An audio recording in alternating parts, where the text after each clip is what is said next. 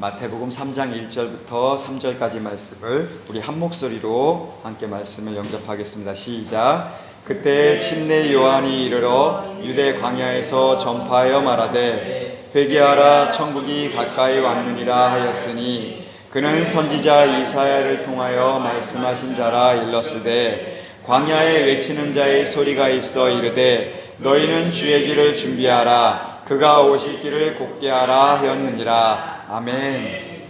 자, 한번 따라해 보시겠습니까? 주의 길을 준비하라. 주의 길을 준비하라. 주님이 오실 길을 준비하라. 주님이 오실 길을 준비하라. 왕의 길을 준비하라. 왕의 길을 준비하라. 왕의 대로를 준비하라. 왕의 대로를 준비하라. 아멘. 아멘.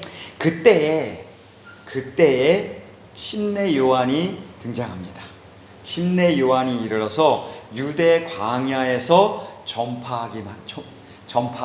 소리칩니다. 선포합니다. 뭐라고 선포합니까? 2절 말씀 시작. 회개하라 천국이 가까이 왔느니라 하였으니. 아멘. 자, 침례 요한은 주의 길을 준비하기 위해서 이 땅에 왔습니다. 예수님이 이 땅에 오실 길을 준비하기 위해서 온 침례 요한이 맨 처음에 선포한 것은 뭐예요? 회개하라 천국이 가까이 왔느니라. 그런데 이 침례 요한에 대해서 미리 성경에서 이렇게 올 것이다 라는 말씀들을 굉장히 많이 해주고 있습니다. 말라기서 3장 1절 말씀에 이렇게 말씀하십니다. 만군의 여호와가 이르노라 보라 내가 내 사자를 보내리니 그가 내 앞에서 길을 준비할 것이요. 그가 내 앞에서 길을 준비할 것이요. 예수님이 오시기 전에 어떤 사람이 있을 것인데 예수님이 오실 길을 준비할 것이다 라고 얘기합니다. 그리고 또 너희가 구하는 바 주가 갑자기 그의 성전에 임하시리니. 예수님께서 갑자기 그의 성전에 임하신다고 말씀하십니다. 세상 사람들은 이스라엘 그 당시에는 메시아를 간절히 기다렸어요. 메시아를 간절히 기다렸는데 그때가 언제인지 몰라요. 그런데 갑자기 그의 성전에 누가 나타나셨어요? 예수님이 나타나셨어요. 침례 요한은 그 길을 위해서 준비하였습니다. 근데 그 3절에 이렇게 말씀하십니다. 그는 선지자 이사야를 통해, 또한 선지자 이사야를 통해서 침례 요한에 대해서 이렇게 말씀하십니다. 선지자 이사야를 통하여 말씀하신 자라 일렀으되 광야에서 외치는 자의 소리가 있어. 어디서 외친다고요? 광야에서. 여러분, 광야에서 아무리 외쳐봐야 아무도 듣지 않습니다. 그런데 광야에서 외치는 자의 소리가 있답니다. 침례 요한이 어디서 외쳤어요? 유대 광야에서 전파하여 이렇게 말씀하십니다. 침례 요한은 광야에서, 아무도 듣지 않는 광야에서 말씀을 선포합니다. 그런데 보십시오. 여러분 지금 밖에 나가서 예수님 믿으십시오. 주의 길을 준비해야 됩니다. 외쳐보십시오. 그 소리 듣는 사람들이 있을까요? 이 땅은 마치 광야 같은 땅입니다.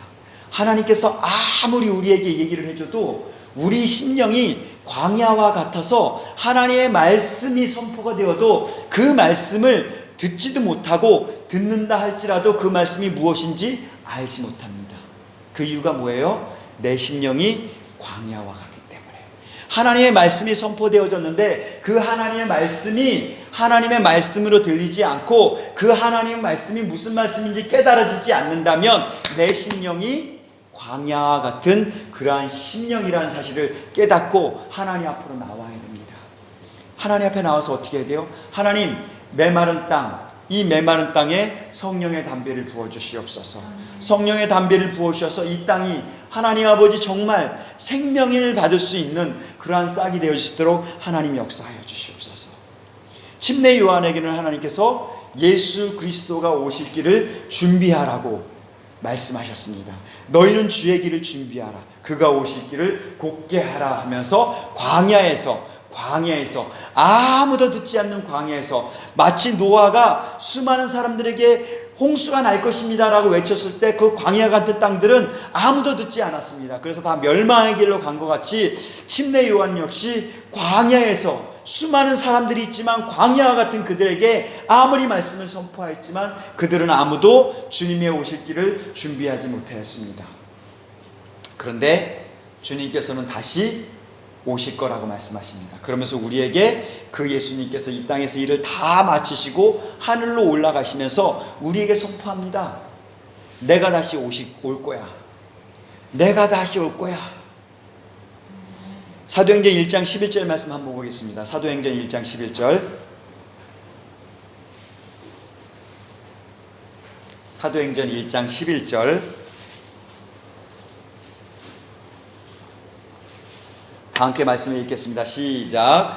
갈릴리 사람들아 어찌하여 서서 하늘을 쳐다보느냐. 너희 가운데서 하늘로 올려지신 이 예수는 하늘로 가심을 본 그대로 오시리라 하였느니라. 아멘. 예수님께서 어떻게 되셨어요? 천사들의 수정을 받아서 하늘로 들려 올라가셨습니다. 부활하신 예수님께서. 근데 그 천사들이 이 사람들을 향해서 얘기합니다. 모든 사람들이 그 사실을 봤어요. 근데 그 사람들에게 뭐라고 하십니까?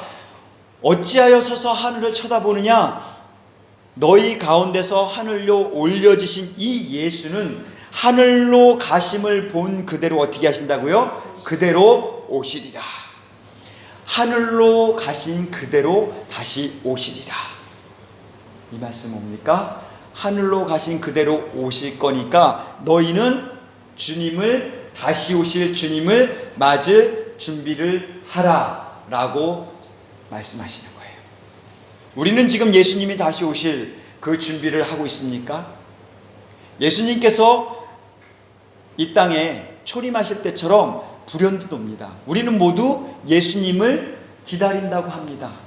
예수님이 다시 오실 것을 우리는 믿고 기다립니다. 그러면 과연 나는 예수님이 다시 오실 것을 믿고 기다리지만 슬기로운 다섯 처녀와 같이 나는 그 등잔을 지금 준비를 하고 있을까요? 아니면 나머지 다섯 처녀처럼 기름을 준비하지 못하고 여전히 나는 준비를 하고 있다라고 열심히 뭔가를 하고 있지는 않습니까? 그 등잔은 뭡니까? 성령을 말씀하시는 거잖아요. 내 안에 성령님이 안 오시면 이 일들을 행할 수가 없습니다. 다시 오실 주님을 맞을 준비를 우리는 할 수가 없습니다. 그럼 어떻게 우리가 준비를 해야 됩니까? 우리는 지난번에 오순절에 성령님이 이 땅에 오셨음을 우리는 들었습니다. 그리고 그 성령님께서 내 안에 오심을 우리는 믿었습니다. 그러면 그 성령님께서 내 안에, 그 성령 하나님께서 내 안에 계심이 맞습니까? 내 안에 성령님이 계시다면, 성령 하나님이 계시다면 그 하나님을 모신 자의 삶을 내가 살아가고 있습니까? 그 성령님은 나를 버리지도 아니하시고 떠나지도 않는다고 분명히 말씀하셨는데 그 성령님과 나는 함께 살아가고 있습니까? 그 성령님께서 내 안에서, 그 성령님께서 내 안에서 일하기 위해서 내 안에 그 성령님이 오실 길, 그 다시 오실 예수님이 오실 길을 내 안에서 준비하지 못하고 있다면 그 성령님은 일하실 수가 없어요. 그렇다면 우리는 어떻게 그 성령님이 내 안에서 일하시고 그 성령님이 내 안에 다시 오셔서 내 안에서 성령 충만함으로 내가 살아갈 수 있게 할 수 있을까요? 내가 그렇게 살아갈 수 있을까요? 사도행전 2장 37절 38절에는 우리에게 굉장한 말씀을 해주십니다. 베드로가 하나님의 말씀을 선포했습니다. 그랬더니만 이스라엘 백성들이 마음이 찔립니다. 사도행전 2장 37절에 이렇게 말씀하십니다. 그들이 이 말을 듣고 마음에 찔려 베드로와 다른 사도들에게 물어 이르되 형제들아 우리가 어찌할꼬 하거늘. 여러분, 하나님 말씀이 선포되어질 때 아니면 어떤 일들이 벌어졌을 때 내 마음에 찔림이 있습니까? 혹여나 내 마음에 찔림이 있었는데 그 찔림들을 자꾸 넘어갔습니까? 그러면 그 찔림의 강도들은 점점 미약해질 것입니다. 제가 예전에도 한번 비유를 들었는데 개구리를 뜨거운 물에 한번 딱 갖다 내면 개구리 이 뜨거운 물 때문에 깜짝 놀라서 튀어나갑니다. 그런데 이 개구리가 좋아하는 온도의 물에 그대로 집어넣고 밑에서 달구기 시작하면, 물을 끓이기 시작하면 이 개구리는 그 물의 온도에 서서히 자기 몸을 맞춰서 자기 몸이, 자기 살이 다 찢겨나갈 때까지, 죽을 때까지 모르고 그곳에 그냥 있습니다. 이와 마찬가지입니다.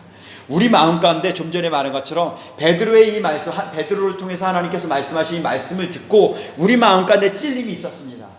근데 그 찔림을 에이 아니야 하면서 한번 무시했습니까? 하나님 또 한 번 해주실 것입니다. 또 무시했습니까? 그렇다면 그 찔림의 강도가 점점 나에게는 미약해질 것입니다. 그래서 내 마음이 어떻게 됩니까? 광야와 같이, 침례 요한이 광야에서 외치는 소리와 같이 아무리 외쳐도 그 소리가 들려오지 않습니다. 왜요? 내 안이 메마른 사막과 같이 되었기 때문에, 생명이 하나도 없기 때문에. 그런데 지금 이 이스라엘 유대 사람들은 어떻게 합니까? 마음에 찔려서, 찔린 것만 그친 게 아니라 마음에 찔려서 베드로에게 물어봅니다. 형제들아, 우리가 어찌하지? 내가 이러한 잘못을 저질러서 하나님께서 나에게 이런 찔림을 줬는데 내가 어찌하면 좋을까? 어떻게 하면 좋을지? 내가 어떻게 해야 될까? 하면서 베드로에게 묻습니다. 여러분, 어떤 문제가 생겼을 때, 내 안에 어떤 문제가 생겼는데 이걸 어찌할 바 모릅니다. 그러면 여러분 옆에 있는 형제에게 물어보십시오. 나에게 이런 문제가 있어. 형제야, 내가 이걸 어떻게 해야 되지? 내가 어떻게 해야 될까? 두세 사람이 모인 곳에, 두세 사람이 모여서 합심해서 기도할 때 하나님께서 하늘에서 듣고 응답하여 주신다고 말씀하셨습니다. 물론 나 혼자서 기도해서 응답받을 수 있습니다. 하지만 하나님께서는 두세 사람이 모여서, 혼자로서는 꺾어질 수밖에 없고 끊어질 수밖에 없지만 삼겹줄은 끊어지지 않는다고 하나님께서 말씀하셨습니다. 그래서 우리에게 형제를 주셨고 자매를 주셨고 동료들을 주신 겁니다. 그래서 우리에게 교회를 주신 겁니다. 그래서 하나님께서 오늘 우리에게 말씀하십니다. 마음에 찔림이 있느냐? 형제에게 물어봐라. 형제요, 내가 이거를 어찌하면 좋을까? 어찌하면 좋을까? 그때 베드로가 이렇게 말씀하십니다. 너희가 회개하여 각각 예수 그리스도의 이름으로 침례를 받고 죄 사함을 받으라. 그리하면 뭐를 받는다고요? 성령의 선물을 받으리라. 그리하면 성령의 선물을 받으리라. 그리하면 성령님께서 내 안에 오셔서 다시금 내가 하나님의 말씀을 들을 수 있는 그 마음을 허락하신다고 말씀하십니다. 첫 번째 해야 될 것은 회개입니다. 내 마음에 찔림이 온다면, 형제여, 내가 어찌할 바를 모르겠다면, 형제여 도와줘. 나 이거 어찌할 바를 모르겠어. 나 좀 도와줘. 찾으십시오. 그리고 같이 회개하십시오. 그리고 예수 그리스도의 이름으로 침례를 받고, 예수 그리스도의 이름으로 침례를 받는다는 건 뭐예요? 나 이제 죽었습니다. 나 이 죄에 대해서, 내 찔림 받은 내가 이 죄에 대해서 나 이제 죽었습니다. 그 죄를 회개하면 그 죄는 죽은 거예요. 더 이상 그 죄를 가지고 억눌릴 필요도 없습니다. 나는 이제 죽었습니다. 나는 그러므로 말미암아 예수 그리스도로 말미암아 살았습니다. 왜요? 예수 그리스도께서 그 나의 회개함을 듣고 나서 어떻게 해요? 죄 사함을 허락하시기 때문에. 왜요? 예수님께서는 죄 사함을 주시기 위해서 이 땅에 오셨기 때문에. 그러므로 그 일이 이루어지고 나서 성령의 선물을 받으리라. 하나님께서 말씀하십니다. 성령님이 없이는, 성령 하나님이 내 안에서 함께하지 않고는, 성령님이 내 안에 없이는 다시 오실 주님을 준비할 수가 없습니다. 그러므로 우리는 성령 하나님을 의지해야 됩니다. 지금은 성령 시대예요. 성령 하나님께서 우리에게 마음껏 오셔서 내 안에서 마음껏 일하실 수 있도록. 그런데 내 안에 죄가 있으면, 내 안에 찔림이 있음에도 불구하고 내가 그 죄를 회개하지 않고 내 멋대로, 내 원대로, 내가 하고 싶은 대로 한다면 그 성령님께서는 아무것도 하실 수 없습니다. 하지만 그 죄를 하나님 앞에 고백할 때, 그 죄를 합심해서 함께 기도하며 고백할 때 성령님이 임하셔서 우리를 다시 회복시켜 주시는 그 놀라운 은혜가 있음을 알아야 됩니다. 그 놀라운 은혜가 오늘 우리에게 있기를 예수 그리스도의 이름으로 축복합니다. 하나님 이 복을 내려주시옵소서. 하나님 오늘 이 복을 내려주시옵소서. 성령님 오늘 이 은혜를 우리에게 허락하여 주시옵소서. 하나님께서 우리에게 이 초청을 하고 계십니다. 초청에 응해야 됩니다. 그냥 듣고 끝나면 안 됩니다. 이 초청에 응해야지 이 일들을 이루어질 수 있습니다.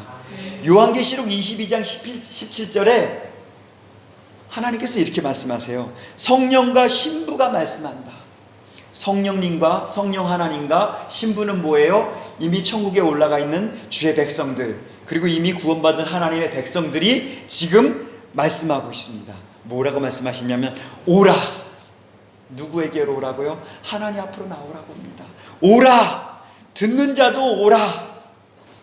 듣는 자로 오다. 여러분 들었습니까? 거기에 멈추면 안 됩니다. 믿음은 들음에서 난다고 했습니다. 그렇죠? 들음은 그리스도의 말씀으로. 내가 지금 무엇을 듣느냐? 오라 하는 그 음성을 듣기를 예수님은 축복합니다. 그 들으면 하나님 앞으로 나아가십시오. 그리고 하나님께서 말씀하십니다. 목마른 자도 올 것이요 또 원하는 자는 값없이 생명수를 받으라.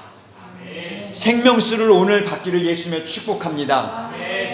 이 황량한 내 심령 속에, 생명이 없는 마른 뼈와 같은 내 심령 속에 이 생명수가 부어지기를 예수 그리스도의 이름으로 축복합니다. 생명수여 불어오지어다. 생명수가 오늘 쏟아질지어다. 이 생명수의 은혜가 각 심령마다 하나님 쏟아지기를 원합니다. 하나님 아버지, 모든 심령들마다 오늘 생명수를 부어주시옵소서. 이 생명수를 마시고 살아나는 은혜를 하나님 허락하여 주시옵소서. 여러분, 주의 길을 준비합시다. 주님이 다시 오십니다. 주님이 다시 오실 길을 준비합시다. 주님이 다시 올 길을 준비할 수 있는 유일한 방법은 성령님께서 내 안에 오셔야 됩니다. 그 성령님께서 오실 수 있는 유일한 방법은 나의 찔림을, 나의 이 죄악들을 하나님 앞에 회개하는 일뿐이 없습니다. 여러분, 이 시간 회개하길 원합니다. 하나님 앞에 회개로 나갑시다. 하나님, 나 좀 살려주시옵소서. 내가 이런 죄를 졌습니다. 하나님, 나를 용서하여 주시옵소서. 나를 용서하여 주시옵소서. 죄사함을 받고 하나님 아버지 성령의 아버지 선물을 받을 수 있는 은혜를 허락하여 주시옵소서. 이 시간 작은 소리로 하지만 간절한 소리로 주여 한번 부르시고 성령님 나를 도와주시옵소서. 함께 기도하겠습니다. 주여